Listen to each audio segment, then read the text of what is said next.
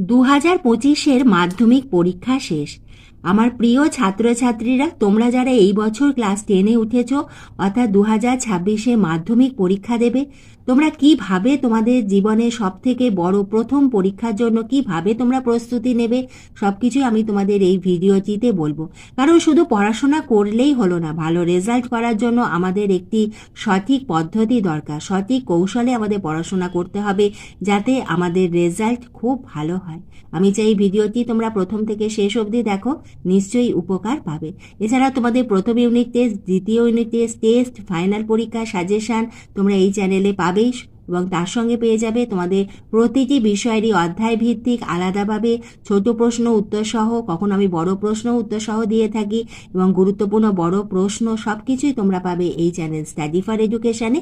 তুমি যদি চ্যানেলে নতুন হয়ে থাকো চ্যানেলটা সাবস্ক্রাইব করে নিও, একবার দেখে নিও ডেসক্রিপশন বক্সটা, সেখানে রয়েছে প্রতিটি বিষয়ের প্লেলিস্ট। সেই প্লেলিস্টে তোমরা যদি যাও তোমাদের প্রতিটি অধ্যায়, তোমাদের সিলেবাসে যে অধ্যায়গুলি রয়েছে প্রতিটি অধ্যায়েরই উত্তর সহ ভিডিও আমার দেওয়া আছে। যদি লিঙ্ক অসুবিধা হয় আমাকে কমেন্ট বক্সে লিখে জানিও, আমি সেই ভিডিওর লিঙ্ক তোমাদের দিয়ে দেব। আমাদের ভালো রেজাল্ট করার জন্য শুধু কিন্তু পড়লেই হবে না, আমাদের দরকার একটি নির্দিষ্ট পদ্ধতি, নির্দিষ্ট উপায়। আজ আমি তোমাদের কাছে নিয়ে এসেছি মাত্র ছোট ছোট কয়েকটি টিপস। তোমরা যদি বছরে প্রথম থেকে, কারণ তোমাদের মাধ্যমিক পরীক্ষা হবে 2026-এ ফেব্রুয়ারি মাসে, তোমাদের হাতে এখনও 1 বছর সময় আছে। তোমরা যদি এখন থেকে এইভাবে পড়াশোনা করো তোমাদের ভালো রেজাল্ট হবে। আমার যে বিভিন্ন পদ্ধতি আছে তার মধ্যে সব থেকে প্রথম পদ্ধতি আমি যেটা বলবো সেটা হলো MCQ এবং SAQ। কারণ আমাদের মাধ্যমিকে যে প্রশ্নপত্র হয় সেখানে আমাদের ছোট প্রশ্ন ভীষণ ইম্পর্টেন্ট। শুধু যে MCQ SAQ থাকে তাই নয়, আমাদের যে বড় প্রশ্ন হয় সেখানেও কিন্তু আমাদের নম্বরের ভাগ থাকে 1 যোগ করে। সেজন্য আমাদের ছোট প্রশ্ন খুব ভালো করে পড়তে হবে। ছোট প্রশ্ন আমরা কিভাবে পড়ব? তোমাদের মাধ্যমিকের সময় তোমাদের একটা মেন টেক্সট বই থাকতে হবে প্রতিটি বিষয়েরই। আমাদের বাংলার ক্ষেত্রে এবং ইংলিশের ক্ষেত্রে যেমন আমাদের সরকার থেকে বই দেওয়া হয়, অন্য বিষয় আমাদের অঙ্কতেও দেওয়া হয়। অন্য বিষয় ইতিহাস, ভূগোল, ভৌতবিজ্ঞান, জীবনবিজ্ঞানে তোমাদের একটা কিন্তু মেন তোমাদের যে টেক্সট বই, পাঠ্য বই, একটা কিন্তু পাঠ্য বই তোমাকে রাখতেই হবে। সেই পাঠ্য বইটা তোমাকে কিন্তু খুব ভালোভাবে খুঁটিয়ে পড়তে হবে। তুমি যদি 2-3টে বই ফলো করো, সেখানে মেন যে বই, তোমাকে 2-3টে বই যে খুঁটিয়ে পড়তে হবে তা নয়, যে কোনো একটা টেক্সট বইকে তোমাকে কিন্তু প্রথম থেকে শেষ অবধি খুব ভালোভাবে খুঁটিয়ে পড়তে হবে এবং অন্যগুলোকে তোমাকে সাইড বুক হিসাবে নিতে হবে। কিভাবে পড়বে? প্রথমে তুমি কোনো অধ্যায় ধরো, আজ 1 থেকে 15 পাতা কি 20 পাতা অবধি পড়লে, পরের দিন এবার তোমাকে 21 থেকে পরের পৃষ্ঠা অবধি পড়বে এবং যখন পড়বে দেখবে যে সেই পৃষ্ঠাতে আমাদের কি কি ছোট প্রশ্ন হচ্ছে। যখন পড়বে হাতে একটা পেন্সিল রাখো, সেই ছোট প্রশ্নের নিচে একটা দাগ দিয়ে দাও। এই ছোট প্রশ্ন থেকে আমাদের MCQ আসতে পারে, SAQ আসতে পারে, শূন্যস্থান পূরণ, আমাদের যে স্তম্ভ মেলানো, বিভিন্ন ধরনের প্রশ্ন এলে আমি যেন করতে পারি। এরপরে আমার দ্বিতীয় যে টিপস সেটি হলো যে আমাদের মাধ্যমিকে তোমাদের যখন টোটাল হবে সেটি কিন্তু 700-র মধ্যে, অর্থাৎ তোমাকে 7টি বিষয়ে সমান গুরুত্ব দিতে হবে। আমার ইতিহাস ভালো লাগে, অঙ্ক ভালো লাগে না, সেজন্য আমি শুধু ইতিহাসই পড়বো, অঙ্ক করব না। ভৌতবিজ্ঞান ভালো লাগে না, আমি তাই ভৌতবিজ্ঞান করব না। জীবনবিজ্ঞান ভালো লাগে, সারাদিন শুধু জীবনবিজ্ঞান পড়ছি না, তা নয়। তোমাকে 7টি বিষয়কেই সমান গুরুত্ব দিতে হবে, কারণ 7টি বিষয় টোটাল যোগ করেই কিন্তু হবে তোমার যে পার্সেন্টেজ বা তোমার নম্বর। সেজন্য আমার দ্বিতীয় যে টিপস সেটি হলো 7টি বিষয়কে গুরুত্ব। এরপরে আমার 3 নম্বর যে টিপস সেটি হলো যে তোমাদের যে 7টি বিষয় রয়েছে তার মধ্যে আমাদের ভূগোলে ম্যাপ পয়েন্টিং রয়েছে এবং ভূগোলের উত্তর যখন লিখবে তখন যদি পাশে এঁকে দিতে পারো খুব ভালো হয়। একইভাবে আমাদের জীবনবিজ্ঞানেও তুমি যখন উত্তর লিখছো বইতে যেভাবে পাশে এঁকে এঁকে রয়েছে সেইভাবে যদি উত্তর লিখতে পারো, উত্তরের মান অনেক উন্নত হবে। এবং ভৌতবিজ্ঞানে রয়েছে অঙ্ক, সেজন্য আমাদের ভূগোল এবং জীবনবিজ্ঞানে তুমি যখন রুটিন করবে অতি অবশ্যই সেখানে তোমাকে আঁকা প্র্যাকটিস করার জন্য সময় রাখতে হবে। পরীক্ষার আগের দিন যদি আমরা একবার দেখে নিই, পরীক্ষার হলে কিন্তু মনে পড়ে না, ভুল হয়ে যায়। এবং আরেকটি হলো আমাদের ভৌত বিজ্ঞানের অঙ্ক কিন্তু প্র্যাকটিস করতে হবে। তার জন্য কিন্তু তোমার সাইজ যে বই আছে, আমাদের উদাহরণের অনেক অঙ্ক করে দেওয়া থাকে, সেগুলো তোমরা ভালো করে প্র্যাকটিস করো।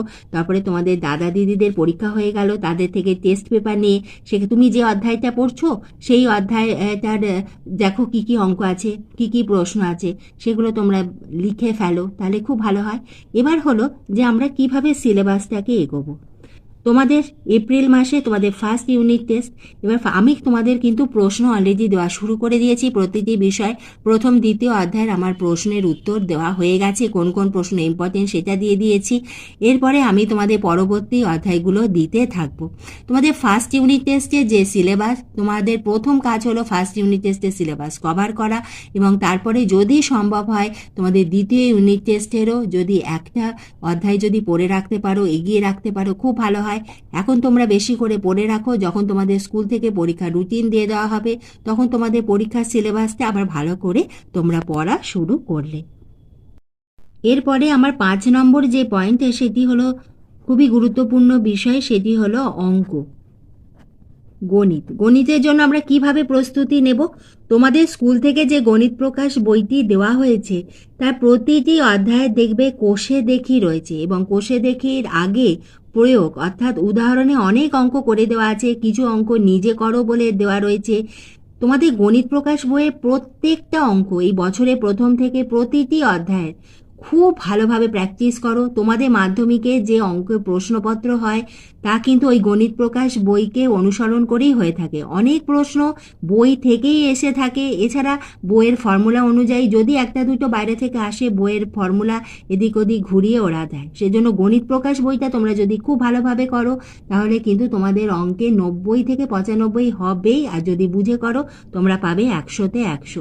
এবং অঙ্কের জন্য আমাদের সব থেকে গুরুত্বপূর্ণ জিনিস হলো আমাদের অঙ্ক প্র্যাকটিস করতে হবে। যত বেশি প্র্যাকটিস করবে তত ভালো।